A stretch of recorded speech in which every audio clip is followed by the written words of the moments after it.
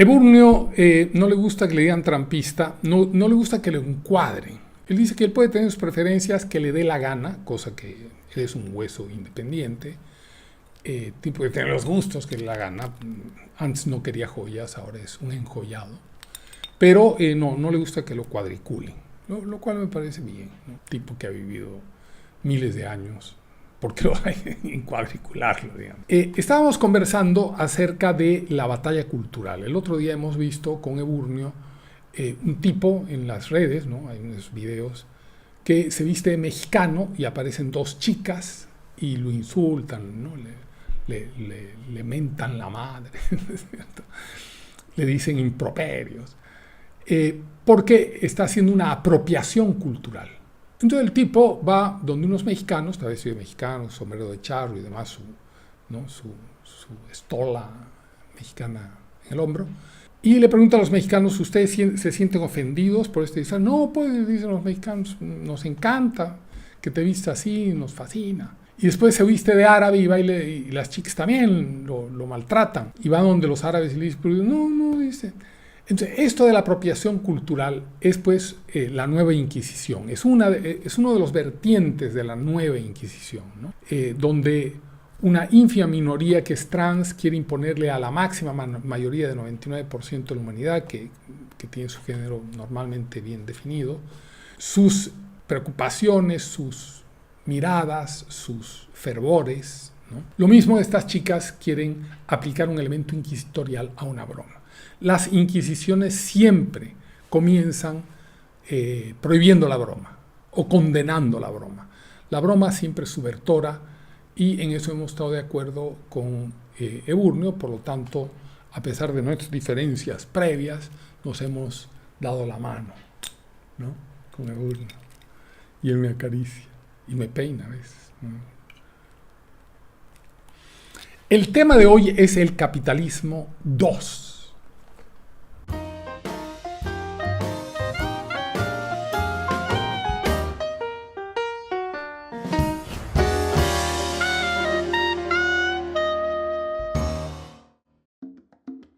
La gula del picaflor, novela premiada de Juan Claudio Lechín en Kindle Amazon. Un congreso hispanoamericano de seductores galantes y perversos sesiona en un lugar secreto.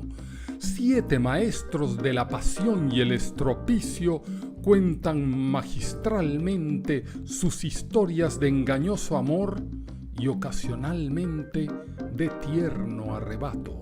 Por solo $8.65, La gula del picaflor en Kindle Amazon. Advertencia: no se recomienda a militantes del marxismo cultural ni de lo políticamente correcto.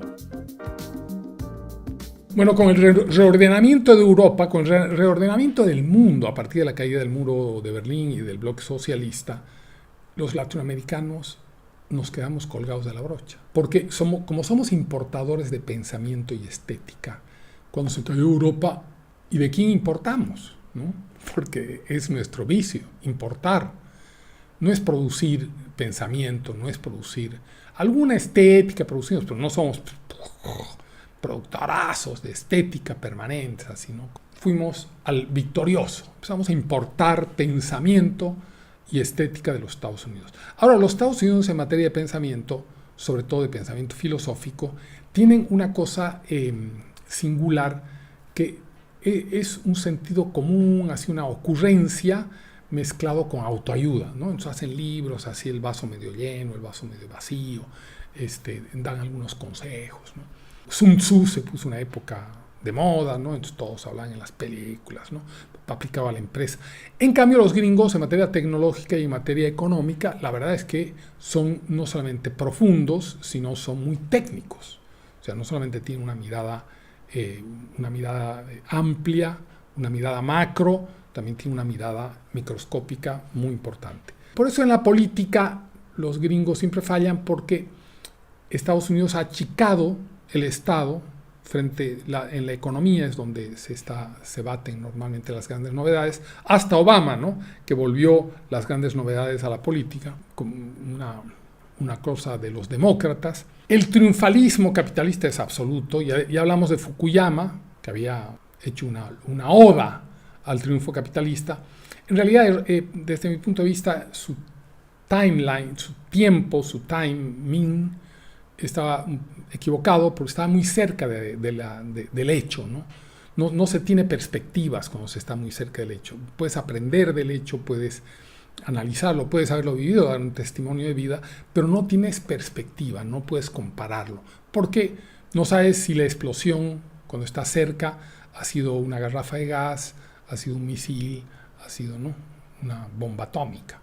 No tomó la prudente distancia para un filósofo para pensar, evaluar el asunto.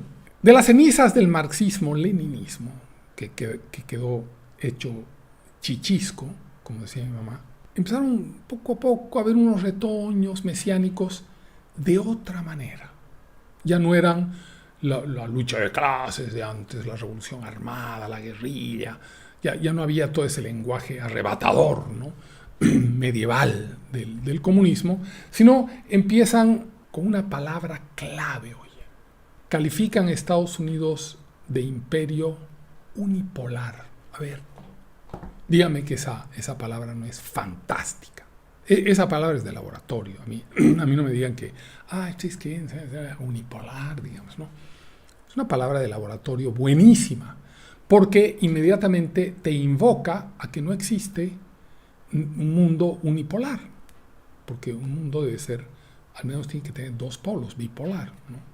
En el mundo es imprescindible, ¿no?, para que tenga un eje el mundo y pueda dar vueltas, porque son dos polos y tal. Entonces, al llamarle imperio bipolar, automáticamente generan una condena, una sospecha, un mal vaticinio. Inmediatamente, es una maestría llamarle bipolar.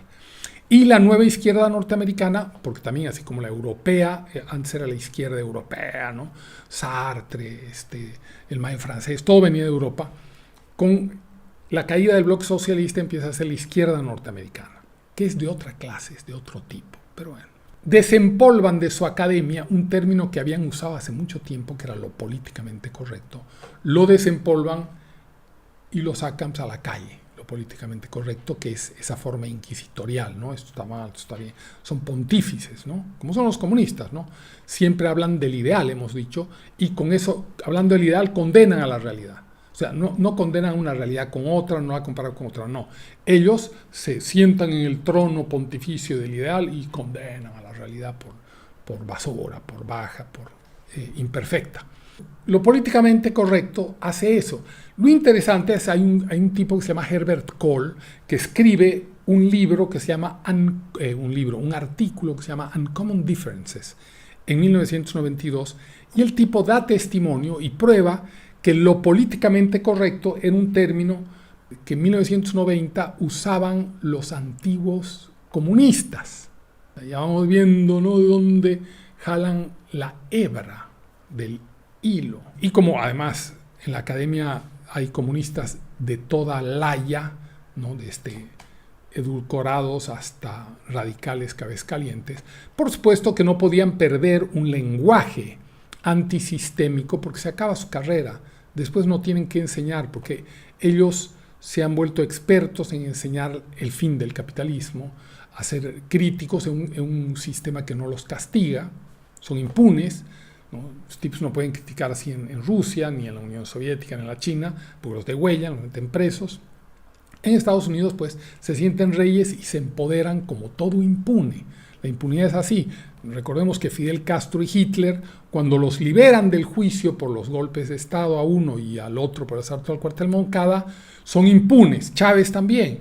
Se envalentonan. El impune tiene ese asunto de envalentonarse. Toda esta academia envalentonada, aunque golpeada porque habían derrotado al gran padre, ¿no?, a la Unión Soviética, empieza a infiltrar pequeños bocadillos para recuperar no solamente la ideología y todo lo demás, sino su espacio académico. Empiezan a aparecer los antropólogos, etcétera, etcétera.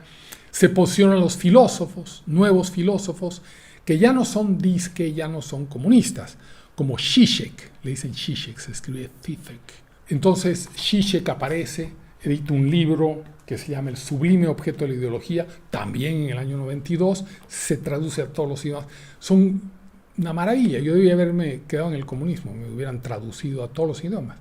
El problema es que me fui al lado equivocado comercialmente hablando, porque los comunistas de toda la haya, ¿no? Los mesiánicos, fachi, comunistas, yihadistas, controlan la difusión, la prensa internacional, tienen mucha llegada, le ponen mucho empeño en difundir a sus ídolos. En cambio nosotros, para nada. A Zizek lo promueven por todas partes. No solamente lo promueven, la izquierda norteamericana a Zizek lo llama el Hegel de nuestro tiempo.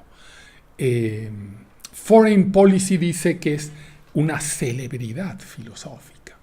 O sea, derecha, izquierda, centro, Zizek se clava a todo el mundo con esa edulcoración del marxismo llena de recovecos, ¿no? y en el fondo de ninguna importancia. Zizek era en la Universidad de Ljubljana, lo ha contado una compañera de curso de Zizek que yo conocí, era el comisario del curso, era el tipo que denunciaba a los alumnos en la Universidad de Ljubljana.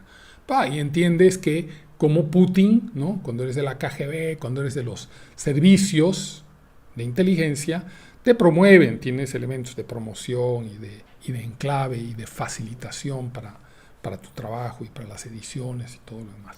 Pero no queda ahí, eso sigue creciendo, esa onda subterránea, esa infiltración del neocomunismo, le llamaremos, o de las tiranías mesiánicas, empiezan a infiltrar ideológicamente nuevos bocadillos. Aparece Fidel Castro. Fidel Castro es un hombre muy importante, porque en medio del desbarajuste que sufre la Unión Soviética, él consigue hacer una reformulación del marxismo-leninismo. Ya no con esas categorías ni con ese nombre, ¿no? Él, con la astucia de ser un militar, toda su vida le ha encantado la guerra, con la astucia de ser un militar, adecua el discurso a cada lugar. Entonces le llama socialismo del siglo XXI, incorpora un montón de latinoamericanos, pero no solamente llama socialismo del siglo XXI, sino que hace versiones que sean adaptables para cada pueblo, para cada psicología, ¿no? Hace el indigenismo para Bolivia, hace el bolivarianismo para Venezuela, para Correa una cosa más nacionalista. Entonces, a cada uno le va encontrando, para Lula una cosa más sindical, metalúrgico. Entonces, va elaborando eso. El año 94, no me canso de repetir, estaban en La Habana recibiendo instrucciones sobre este nuevo modelo. Hugo Chávez, Evo Morales, y estaba González, del que nunca hemos hablado, por recomendación expresa de una persona muy importante, me ha abierto los ojos, es el de las Islas Granadinas. En el año 98, Fidel Castro nuevamente dice: el capitalismo está en su fin, otra vez. Empieza a renacer todo este proceso. En el mismo año 98, a finales, sube su gran alfil, Hugo Chávez, al poder, y le provee a Fidel Castro y a su modelo político del socialismo del siglo XXI todo el dinero y el respaldo del mundo. En pocos años vamos a ver que el año 2000 sube importantísimo, como les decía, me han abierto los ojos a las pequeñas islas San Vicente y las Granadinas. González sube al poder desde el 2000 hasta ahorita. Es un asset cubano. Sube Evo Morales, va a subir Lugo en el Paraguay, va a subir Lula en el Brasil, va a subir Correa, etc. Ustedes conocen la historia, ¿cierto? Pero también en el año 2000 sube Putin. O sea, se empieza a rearmar otra vez el bloque soviético. Se empieza a rearmar el renacimiento del comunismo. No, pero China no, porque ya sabemos que China se va a volver capitalista. Además, ese año 2000, que sube Putin, Xi Jinping no está estudiando a los austríacos, economía austríaca, ni está estudiando administración de empresas. Es un chico que no tiene perspectivas, porque está estudiando teoría marxista y educación política en la Universidad de Tsinghua. Sigue ese poder del socialismo del siglo XXI, el 2010, infiltran Europa con un grupo de jóvenes españoles que habían vivido varios años en Venezuela, siendo formados en Venezuela y Cuba, siendo formados, aprendiendo de Chávez, aprendiendo en La Habana. Pablo Iglesias, Monedero, con $7 millones. El ministro Isea de Venezuela les extiende, y está en la documentación, ha sido ampliamente difundida, $7 millones para infiltrar a España. De ahí nace Podemos. Ese proyecto, esa Cuba, esa isla que está muriendo de hambre, que no tiene importancia de este tamaño, empieza a difundir, a colonizar, como había hecho la Unión Soviética, a sovietizar, a cubanizar una parte del mundo. Como las malas noticias llegan todas juntas, el 2012, ese chico desconcertado que estudiaba marxismo, ¿no? Cosas inútiles, Jun llega al poder en China. Y a partir de la llegada de Xi Jinping a la China, empieza la concentración nuevamente del poder político. Y donde la China iba a ser capitalista, demuestra que nunca dejó de ser comunista, y de que nunca estuvo tentada de ser capitalista, sino que usaba producción y consumo modernos para entronizarse en el comunismo. Había engañado a Raimundo y todo el mundo. No fue Kissinger el que encontró a los chinos, sino los chinos los que encontraron a Kissinger, los que lo lactaron. Y como tantas otras veces en la historia, Estados Unidos, por ingenuidad, por lo que fuera, crea su propio enemigo. En Europa y en Estados Unidos, los radicales mesiánicos, excomunistas, seguían siendo comunistas, pero digamos con otros nombres, ¿no? Ahora estaban con el asunto ecológico. Yo la verdad que no vamos a discutir si es más o menos el asunto ecológico. El asunto es la utilización del asunto ecológico como un arma de destrucción de Occidente, ¿no? Puede ser que haya que bajarle un cambio o dos al asunto del carbón, una serie de cosas que yo la verdad que es un tema que no he profundizado. Pero lo cierto es que existe la utilización como arma. La lucha de clases del viejo Marx la cambian por otro tipo de confrontaciones más actuales.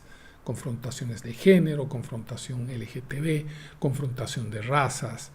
En Estados Unidos son los negros, los afroamericanos, en otras partes son los indios, ¿no? Pero siempre confrontando con el statu quo a alguien y manteniendo viva la idea de Marx de la lucha de clases, que será la que generará el cambio. Y así, en el año 2013, 10 años atrás, parecería que estamos reeditando o copiando el 1920, ¿no? 100 años más tarde, estamos otra vez con dos bloques. Muchos no quieren verlo. Aquí había un profesor norteamericano en Lima, famosísimo, que daba clase en la Católica, y que el 2012 me dijo, pero sigues viviendo en la Guerra Fría, y no se da cuenta el tipo que no estudian, ¿no? Son caviares, así, ya ni me acuerdo su nombre, Levitsky, ahora se volvió, empezó a estudiar el populismo, y en esa época decía, no, ¿cuál populismo? A mí me lo ha dicho. No, estás viendo visiones, ¿no? Estás viendo una nueva Guerra Fría que no hay. Ahí está pues la Guerra Fría, ¿no? Era obvio, ya el 2013-2014 estaba Rusia, ya tenía problemas con Ucrania, ya había invadido Chechenia, ya Putin se había elegido por 13 años, o sea, las señales son inequívocas, o sea, no hay dónde perder. Si no tuviéramos en la cabeza ese oscurantismo que nos ha metido el marxismo, el leninismo en el siglo XX, hubiéramos visto todo con mucha claridad y muy rápidamente. Pero como tenemos ese oscurantismo y los gringos andan con lo políticamente correcto y les da miedo, ¿no? Ofender, ¿no? Y decir el comunista un tipo que en realidad no es o no se reclama, no se siente comunista. Bueno, entonces ahí está la gran dificultad. El 2018 sube López Obrador en México y allana la entrada de lo que va a ser el ataque de las migraciones como arma táctica, de la que hemos hablado el otro día, porque va a facilitar el tránsito de México, a pesar de que va a ser todo un aguaje, de que no podemos detener, de que Guatemala, ¿no? Pero va a facilitar porque es parte de esta comparsa del socialismo del siglo XXI. Y vamos a seguir revisando porque estamos viendo la confrontación entre el fin del capitalismo y el fin del comunismo. y el comunismo se acabó en el 90, pero ha vuelto a renacer, y el capitalismo que estaba floreciente empieza como a resquebrajarse internamente. En el año 2019 llega el COVID, y el COVID es bien importante porque es la primera guerra producida internacionalmente que Estados Unidos combate en su propio territorio. Hasta ese momento nunca Estados Unidos había combatido, fuera de los ataques de las dos torres, ¿no? Del éxodo de Mariel, fueron ataques parciales, pero nunca combatió una ofensiva bacteriológica externa en su propio territorio. Y el 2021, casi como si hubiera coordinación, o había coordinación, no lo sé, no lo puedo demostrar, empiezan las hordas de sirios a llegar a Europa, a instalarse junto a la gente buena, como hemos visto en el programa anterior, agentes de infiltración, como siempre, la película que hace el comunismo desde hace mucho tiempo. El 22 empezó el ataque migratorio a la frontera sur de los Estados Unidos, 2022, y ya han entrado creo que 2 millones de migrantes de Cuba para entrar a Estados Unidos. Han hecho puente aéreo, lo hemos dicho en otras oportunidades, a Nicaragua. Nicaragua les ha facilitado la entrada al continente para subir a la frontera sur y así hostigar esa frontera y debilitarla. Parte de la guerra de baja intensidad. El 2022, no hablamos antes de un tipo fantástico, Piketty. Apareció pues como en los años 90 como una revelación, ¿no? Joven revelación. 33 años, produciendo un libro que se llama La desigualdad, Principios de la desigualdad o algo así.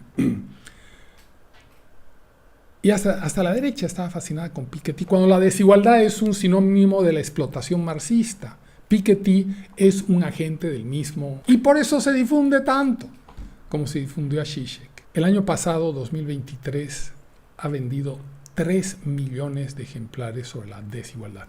Y a partir de Piketty se instala, no es que hubiera inventado la palabra desigualdad, pero con la renovación que hizo su libro en los años 90, se volvió a instalar ahora paulatinamente la palabra desigualdad en sustitución de la palabra explotación de Marx. El mundo está cada vez más controlado por el neocomunismo porque han hecho una guerra de baja intensidad.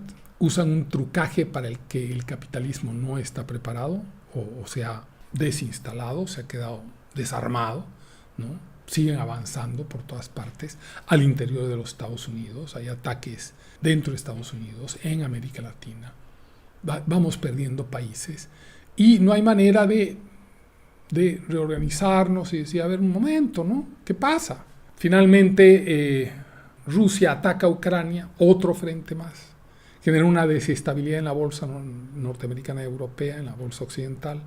Una guerra que teóricamente debía durar 2 días, ya lleva 2 años, desangrando y produciendo una cantidad de irregularidades en la economía occidental a la que es tan vulnerable. Y finalmente, hace poco en octubre, el ataque de Hamas, un ataque a ojos vista provocador, porque violar, mutilar niños, violar mujeres, ejecutarlas, decapitarlas, filmar todo eso, 1000 y tantas personas civiles, fue un acto de provocación. Posiblemente Israel no tenía otra respuesta que acatar ese acto de provocación. No podía, ¿no?, hacerse loco y decir, bueno, ¿no?, con tanta evidencia, tanto dolor, ¿no?, tanta reedición de las masacres que ha sufrido los judíos en la historia. Pero además en este momento, a pesar de que claman un antisemitismo, que posiblemente exista un antisemitismo, pero es renovado, ¿no? Ese antisemitismo está ligado al capitalismo, de tal manera que del otro lado está el bloque antioccidental, que está consiguiendo que en todos los países del mundo se organicen condenas, manifestaciones de jóvenes en contra de Israel. Podríamos analizar en otro momento los específicos de este combate, pero lo cierto es que vemos que Hamas representa al bloque antioccidental. Hamas acaba de condenar el terrorismo que ha sucedido en Rusia contra civiles, pero han infligido terrorismo contra civiles en Israel. O sea, se vuelve nuevamente ese doble discurso malvado, ese doble discurso. Lo claro es que 24% de los estadounidenses apoyan que el capitalismo se vuelva socialismo. 24% de su población quiere ir hacia la Unión Soviética, ¿no es cierto? Porque evidentemente las fuerzas del poder internacional, cuando tú te empiezas a acercar al socialismo, no te van a dejar entrar hacia un socialismo light, ¿no? Tipo Olaf Palme de los años 70, sino que te van a, ya te tienen encarrilado, ¿no? Movimientos sociales, la radicalización, igual que en la Revolución Rusa del 17, ¿no? En febrero tenía que haber monarquía constitucional, pero empieza la radicalización y te van llevando a toda la sociedad hacia el extremo. No sabe cómo defenderse Occidente, las tiranías mesiánicas van conquistando el mundo cada vez más y al parecer, finalmente, pareciera ser que empieza a cumplirse el vaticinio de Marx y de mis trotskistas del barrio La Pastora del fin del capitalismo. No aparece haber, como el chapulín colorado, quien pueda defendernos. Y como en las crisis no hay grises, dice Burnio, Burnio y yo preferimos el triunfo del capitalismo porque con todos sus defectos deja algún nivel y algún espacio para la libertad y la prosperidad. Hasta la próxima temporada. Muestre su joya, Burnio, y haga musculatura. Hasta la temporada 3. Adiós.